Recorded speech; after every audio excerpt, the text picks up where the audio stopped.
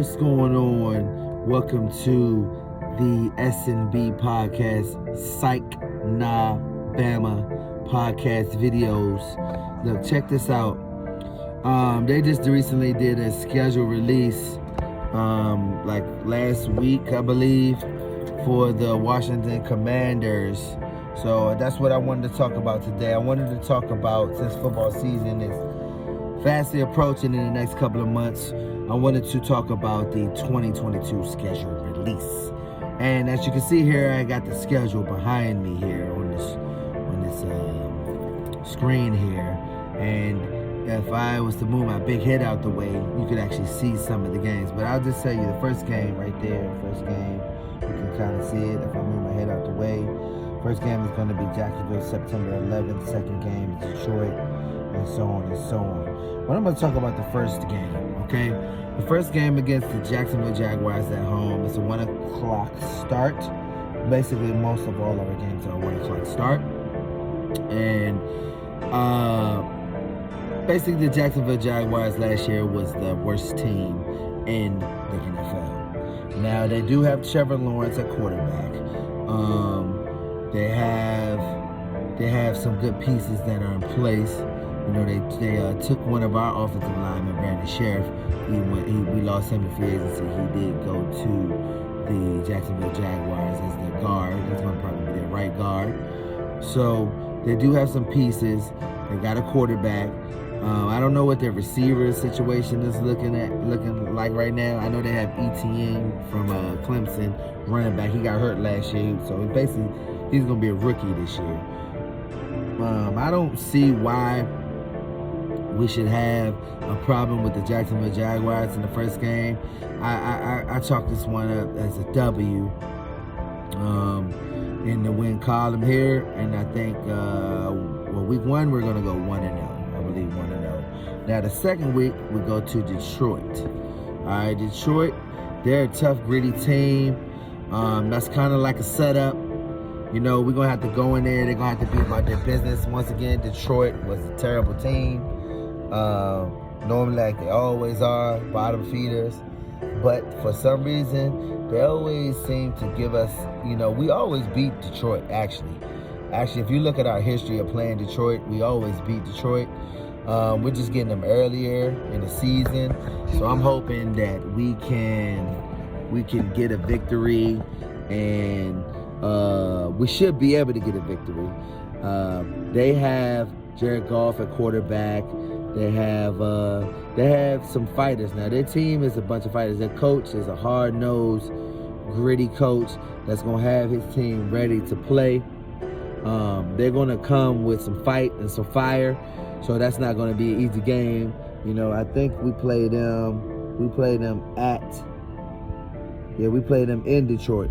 That's not gonna be an easy game. It may appear to look like it's gonna be easy, but it's not gonna be. This is one of them games where you gotta go in with everything tightened up and be ready for a game. But you gotta come up with that win. That's a win. If you lose that, I mean, that'd be a game. If you lose that game, coming back to, you're gonna look during the season, at the end of the season, like, damn, why did we lose that game? Ain't no way that we should be losing that. Then we got the third game is going to be the Eagles. So we got Eagles, Dallas. So we got 2 NFC East games on the 25th and on October 2nd.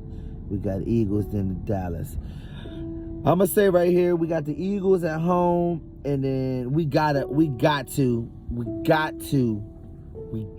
establish our foot in the NFC East. We cannot. Those are games that we cannot lose early. We cannot lose the Eagles, and we can't lose the Dallas. The way we got our asses whipped by Dallas last year, especially that game that they had at home, we got beat like 56-3 or something like that. And then the Eagles beat us last year, and it was just a terrible game. I'm not going to make no excuses about the COVID and all that stuff. They just beat us. All right? So these 2 games, we got to win early to establish our foot into the NFC East. I'm going to call it this way. I'm going to say, oh, man, that Eagles game is going to be so tough, man.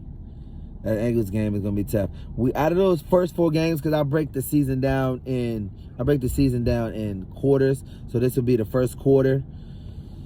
We got the Tennessee Titans too on October 9th after that. So that's that's going to be, what did I say? I said it's going to be Jacksonville.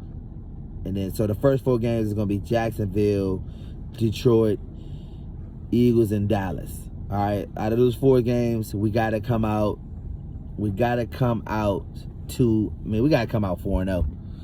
We got to. The first quarter, we got to win 4 games. It's got to be 4-0, man. 4-0. Maybe 3-1. 3-1 or 4-0. Those are 2 acceptable quarter records right there. 3-1 or 4-0. Then we go, and then after that we play. Excuse me, everybody. I'm yawning. We play. It's early in the morning. We play the Tennessee Titans. Week 5 at home. That game is going to be tough. Tennessee is a good team. They're a damn good team. So that's why it's so important to go 4-0 in the first week, or either 3-1. We got to. We're at home. It's going to be a tough game. And I can't call that one. I don't know. I'm going to say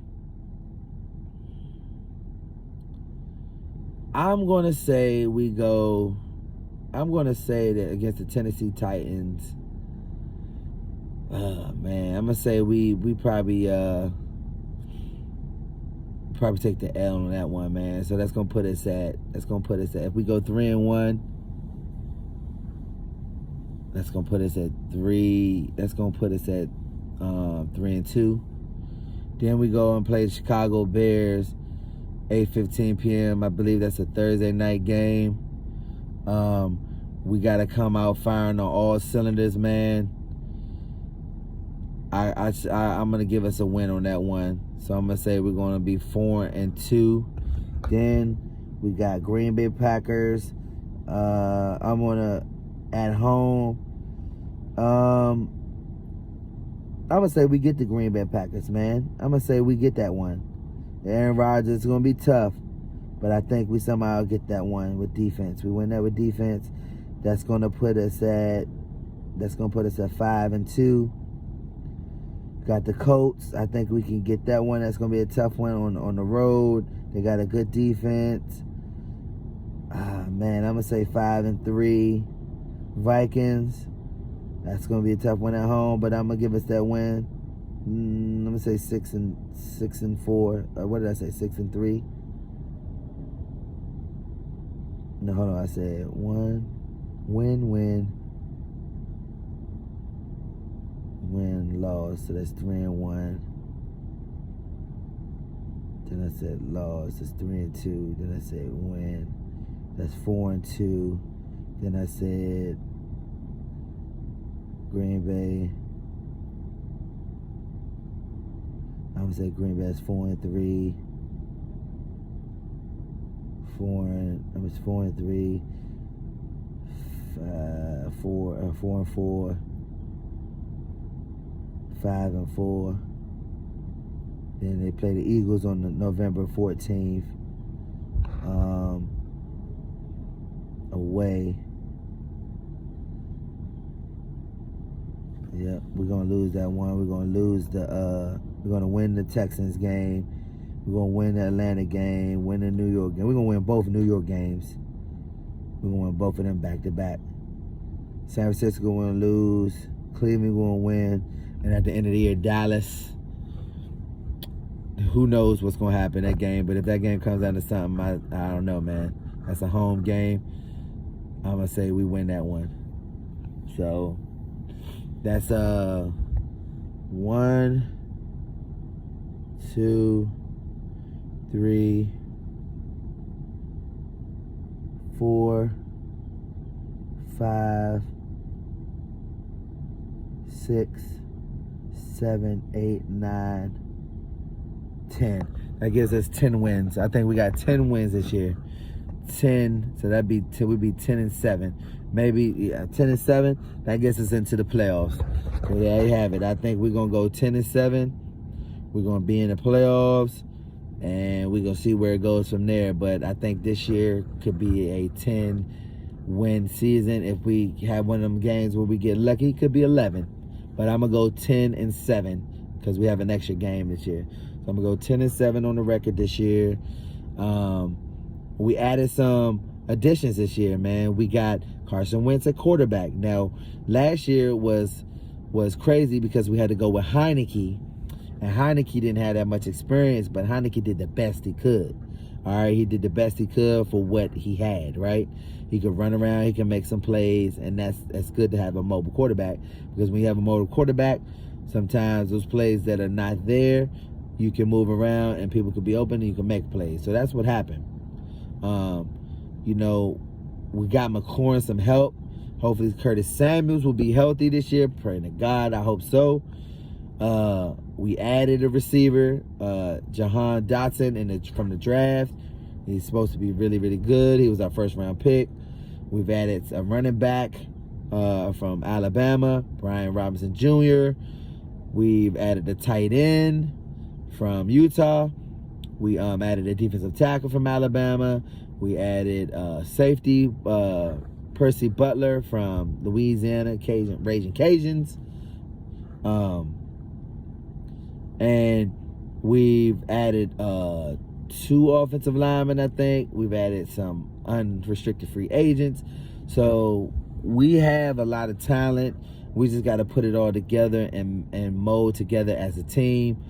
But I really think that we can get 10 wins this year and squeak them out, man. You know, like I listened to what Ron Rivera has said about the team, and that this year is a make it or break year. The third year we should be better, and that's because they're probably seeing something. Obviously, they know something and see something that we don't see. You know, we're not privy to all the information that they're privy to. So I'm hoping that by him saying that, he knows something that we don't know. You know what I mean? And I listened to the offensive coordinator, Scott Turner, and Scott was saying in this interview that, you know, she was asked him, Julie Donaldson asked him about the additions that he had. He had the first pick, and what he liked about Jahan Dotson, and he was saying that Jahan Dotson has a big catch radius. Like, he may be like short in stature, 5'11", 5'10", but he has a big catch radius, can run great routes, can get open, and has the smarts to get open as a rookie. So, I mean, you have McLaurin and Curtis Samuels on the other side, you know, and if you put them on each side and you put Jahan in the middle as a slot, but if he's a number one receiver, he's probably going to be outside and put Curtis in a slot. I mean, you have enough weapons to do the job. You got the 2 running backs, or the 3 running backs, because you're going to have, actually it could be 4 with Jared Patterson, but you have Antonio Gibson, you have McKissick as a dual threat out the backfield, and so is Antonio Gibson as a dual threat out the backfield. All of them can catch. Then you add Brian Robinson Jr., who is a straight bruiser, but also can catch out the backfield. If he catch it and get on the run, you talking about a running back like Henry from the Tennessee Titans. That's what we're looking at. You know what I mean? And I think with all of that in additions, and hopefully we can get Logan Thomas back. He can come back and be healthy. We got the big tight end that we drafted last year to go on the end more like a blocking, but he did show some catching ability and did a very good job. And then you add the tight end that we added from Utah. Hopefully he can, you know, work his way onto the field as well and add another piece to that offense to give it some more explosiveness, because we need more explosive plays. We need plays down the field, chunk yardage plays. You know what I mean? Like, it's good to turn around and hand the ball off and pick up your your running yardage, your tough yards that you need, your 3, your 2, your 3, and yards. But then when you need them big chunk plays, you need them tight ends and them receivers to step up. And also you can have McKissick out of the backfield as a swing running back, to swing out the backfield and run some routes too. So we got that threat as well. It's like having an extra, 6th receiver in there if you go 4 or 5 wide. Or if you go 4 wide, then McKissick would be the 5th receiver coming out the backfield, or Gibson or whatever, but McKissick. But or you could have McKissick and Gibson on the field at the same time, or McKissick and Robinson, or Gibson and Robinson, whatever combination you want to use. You can have a combination. You can have, if you wanted to, get down and dirty, you could put Brian Robinson in there and go double tights, and get the extra hard yardage that we need. You got the big tight ends. If we get down to the goal line, they could jump, for the ball. That's where you get your because you can actually, the receiver, the tight end that we got from Utah, you can actually line him up at wide receiver. You could spread them out, and do it that way. And if you spread them out, then you have another threat there as well, the receiver, and just keep McKissick or whatever in the backfield also to come out and run routes. So that would actually add, another element to the passing game. Defensively, I think, like what Jack Del Rio was saying is don't sleep on Corey Holcomb at middle linebacker, because he thought that he actually did better than he did last year. And also too, you're gonna put Jamin Davis. You're gonna put Jamin Davis at the outside linebacker. That way he can use more of his speed on the outside. You got your outside linebacker, and then you got that Buffalo nickel. That Buffalo nickel would be like a safety coming down and playing like sort of what sort of what my boy the safety from Alabama. I can't think of his name right now. Dang, why can't I think of his name right now? I'm sorry, y'all. But you had the safeties coming down playing that Buffalo, Landon Collins. You had Landon Collins coming down playing that Buffalo nickel and being like an extra linebacker, but a safety. So you got that Percy Butler, which Ron Rivera, remember, he talked about, if y'all go back and look at those the interview when he was talking about Percy Butler, man, they are high on that dude. They love him. They love what they've seen in the rookie mini camps. I just can't wait till they put it on the pads. Mind you, he's also a special teams nut. He's good at special teams. So I would say you got a lot of defensively, you got a lot to work with. Then you get Chase back. Hopefully Chase can get back to form. Hopefully he gets comfortable. He'll probably be, I would say Chase Young gonna be on a pitch count for a couple weeks, until he can get, until he can make sure that knee is all the way 100%. You know what I'm saying? And if I were him, I wear a knee brace. I don't know if he's gonna wear a knee brace, but I would till we get Montez Sweat back. He had a broken jaw. He was out for at least like 5 weeks last year. So we get him back.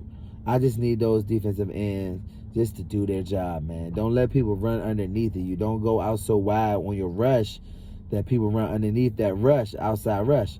You need to kind of come around the edge, but squeeze and make them bounce it. That way, if they bounce it, they're bouncing it to your fast linebackers on the outside, like Jamin Davis or Percy Butler or whoever your Buffalo nickel linebacker coming down. Don't let them run underneath you, and then you'll get washed out of the play. That was the problem. Then we need, we got our D tackles inside, so that shouldn't be a problem.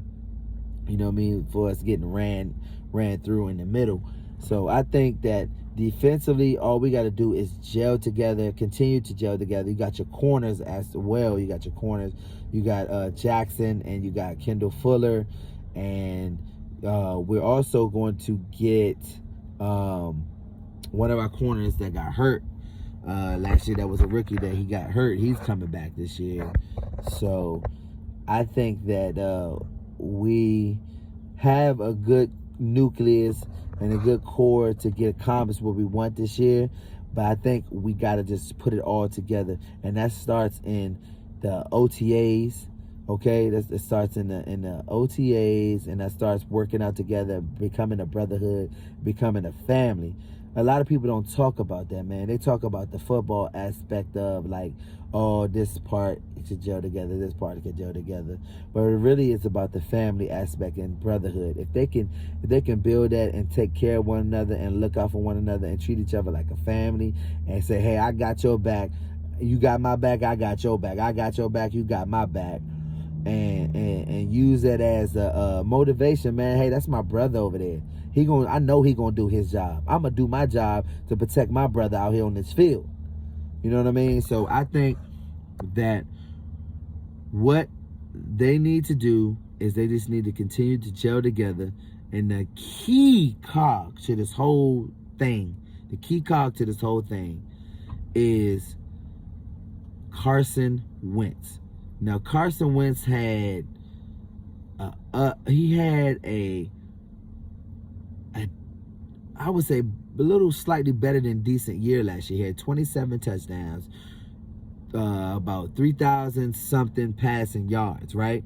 But, the Colts were more of a running team. They would turn around and hand the ball to Jonathan Taylor and let him run, right? And then at the end of the year, they was asking Wentz when they were in trouble, when they needed to win some games, to be the savior. Well, you haven't been relying on him like that all year, but now you're asking him to pull, a miracle off. Now, granted, they should have won the last game against Jacksonville. They should have beat that game and got into the playoffs. But Carson Wentz didn't play well, and neither did the rest of the team. You can't just blame it all on Carson Wentz. The owner wanted Carson Wentz out of the Indianapolis. He didn't want him there. Let's face it, the Colts owner is allegedly an alcoholic, and all of those things like that. We see what we see on video, so we kind of can make our own assumptions, okay? But that ain't got nothing to do with the football side. The football side of it is that Carson Wentz, if he has the good pieces around him and he plays within the frame of the offense, not trying to overdo it and do too much, he should be okay. Excuse me, everyone. He should be fine. So that's my take on it. Hey, I'm ready for this season. I'm thinking 10-7. Hey, let's do it. Let's go, Washington Commanders. Let's go, baby.